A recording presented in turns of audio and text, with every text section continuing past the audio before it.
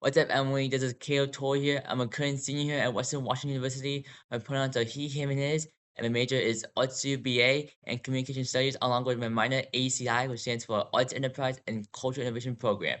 Now, for my final speech for this spring quarter in core class of Argumentation and Debate, I noticed recently that we are talking about the same issue if the United States should adopt a universal healthcare system, which in this case, you claim that you're going against it because that means people won't have enough time to pay the payments for the expenses of taking care of the sickness or the fevers and all of that. Well, as for me, I believe that in order to address those issues, we still need to utilize and use our voices to order to address of having and keeping a universal healthcare system both globally and internationally within the United States of America. Now, hear me out. You did say that in your stance that towards the cost of medical care, it can be emphasized towards both an important and valuable resource that can be caused to demoralize from going to a doctor's appointment or an office, which that can lead towards the overwhelmingly pricing process of being straightforward of arguing the tax society between the rich people and the culture itself. And furthermore, this can lead towards a process of both professional doctors and medical practitioners feeling exhausted and drained from overworking their work shift and giving out less quality of the individual care on a day-to-day basis.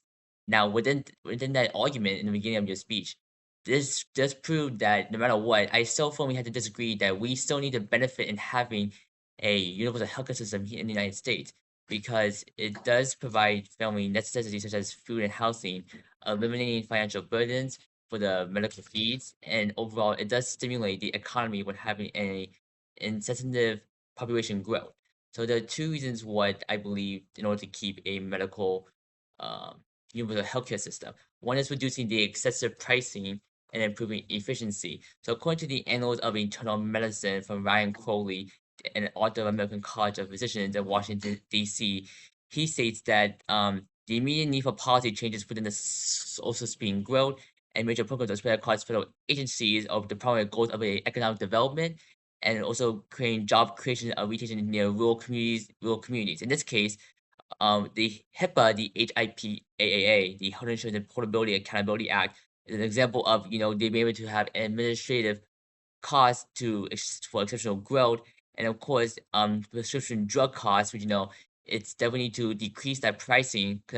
Between 2012 and 2016, they state that it will cost between $59.5 billion up to $65.8 billion at that time, which is crazy to hear. Another one is the reasons based upon fairness, which one source said from the Research Department of Minnesota House of Representatives by Donald Hirosana of the a legislative analysis of Minnesota. He states that he confirmed that in order to implement universal coverage, that there should be at least one organization that collects money to pay for it, and the essential need to pay and how is the issue. However, ideally, the amount paid would equally be beneficial to each individual receives in a knowing that there's a fair system for a provision of healthcare. So, in order to revitalize that situation or to revitalize that solution as a pro, we want to make sure that we want to have sure that all these medical fields such as like Medicare, medical assistance, and hospital emergency rooms can give a good quality fairness of embracing this kind of level of care. So I mean justification of embracing public coverage. Some solutions real quick I want to discuss is ensuring compensated coverage, which is, policymakers should aim to provide a broad range of essential healthcare services. The goal for this is to make sure that no individual is left behind without access to vital healthcare conditions.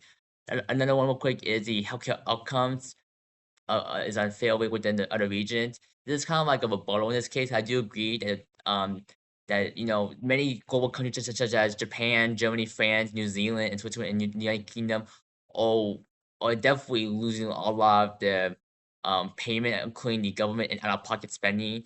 In order to do that, we have to keep moving forward, such as having a string of primary coverage and whatnot towards them during the middays, nights, and weekends of all communities, and make sure that there won't be no more chronic diseases and infrastructure shortages.